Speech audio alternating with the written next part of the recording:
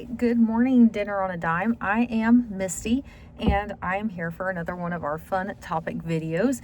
And I'm super excited about this video. It is going to start a 3-part series of the 30 best ways, and I say best, but maybe I want to say fun ways to build a kitchen routine. So in each video, there will be 10 tips. We'll go through them. We'll see how we feel about them. Drop in the comments. Let me know how you feel about them. Make sure to like the video, subscribe to the channel, ring the little notification bell. That way you get notified as each of the videos in this series comes out.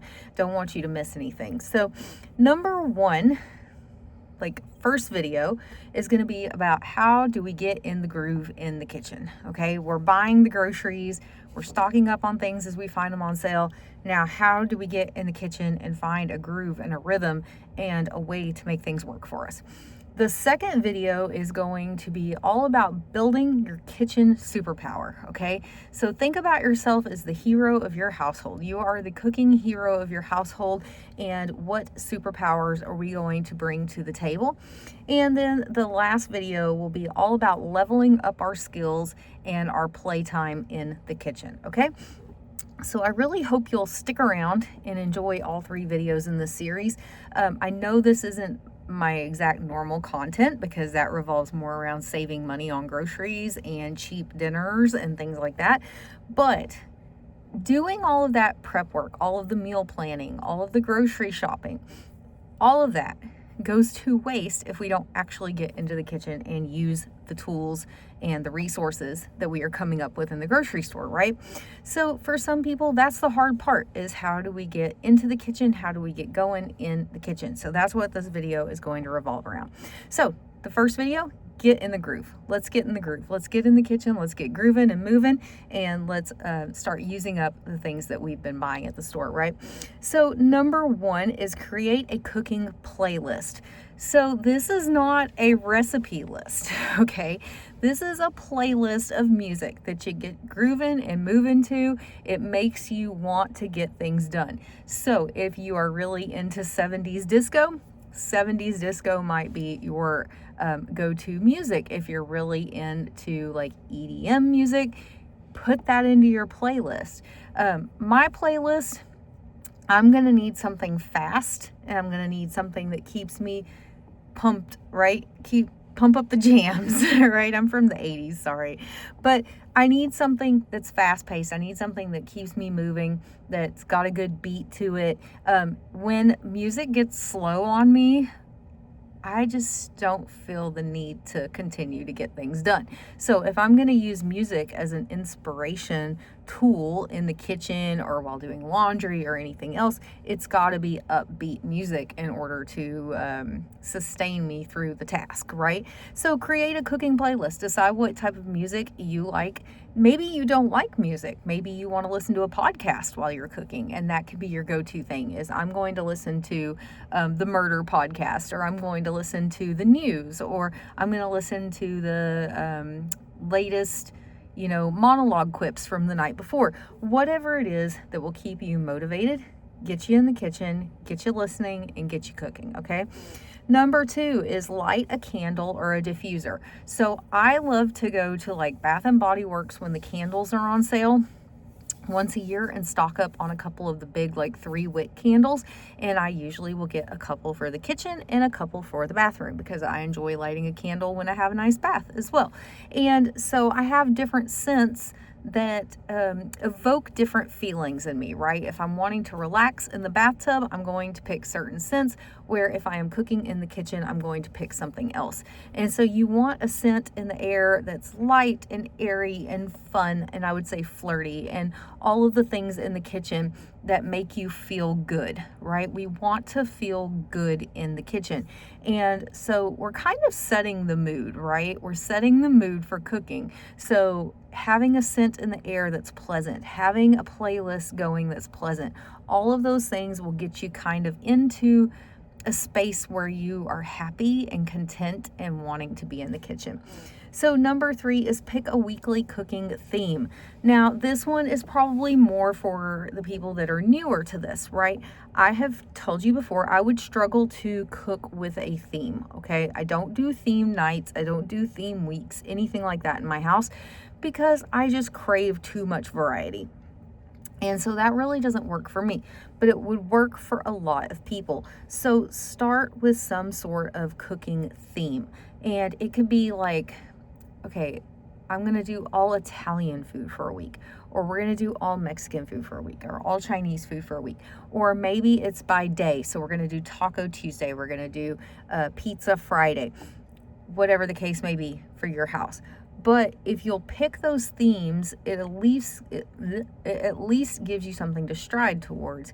Even if you don't hit it every single time, it at least gives you a roadmap or a plan to begin to work with, okay? And if you're establishing a routine, it's important to have some sort of plan to go by, okay? Number 4, use colorful tools or bowls. Now, I'm not saying go out to Target or Williams-Sonoma and buy all new cookware. That's not what I'm saying, because that would be expensive in a hurry.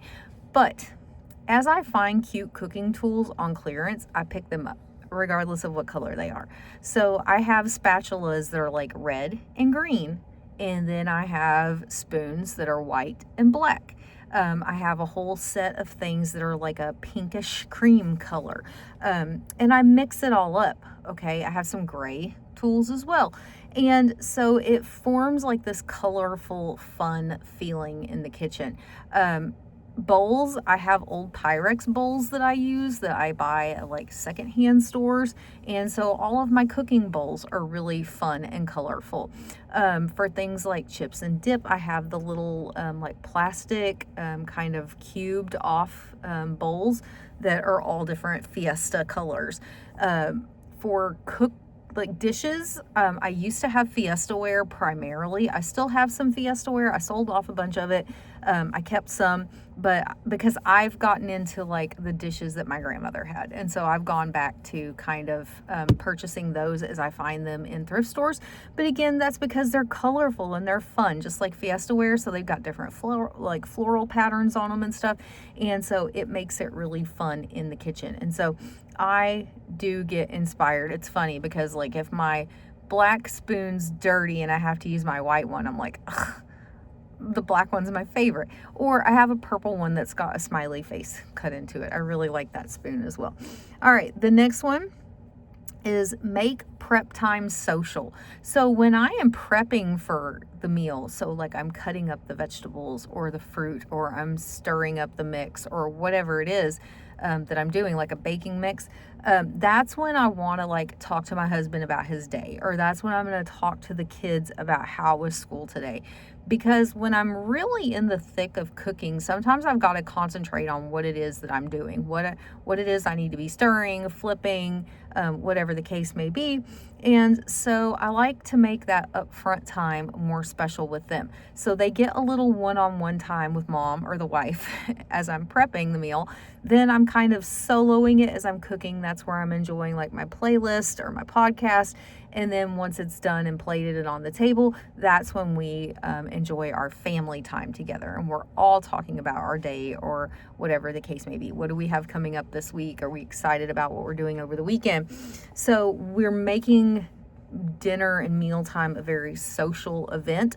And we have just gotten back to this. I'll be honest with you guys. For a long time, my family got in this really bad habit of like, they ignore me until meals are ready, and then they come out of their rooms, and then we all go sit in the living room and eat around the TV. And it actually got to a point where my kids requested to start eating meals in the kitchen, or like the nook area of our kitchen again. And so I'm really glad that we're doing that, because I missed that social time with my kids and with my family. So that's been really nice.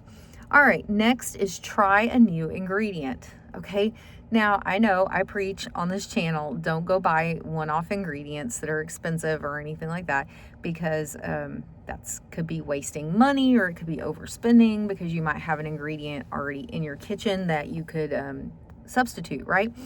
But sometimes you just need like a little motivation to stay in the kitchen.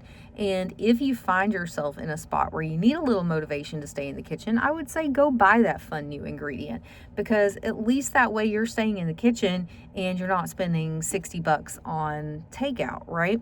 And so to give you an example of this, I have always loved cupcake books and cake books, and I always see things that have lavender in them. And I'm like, there's no way I'm ever going to spend the money to buy a bag of lavender to do this.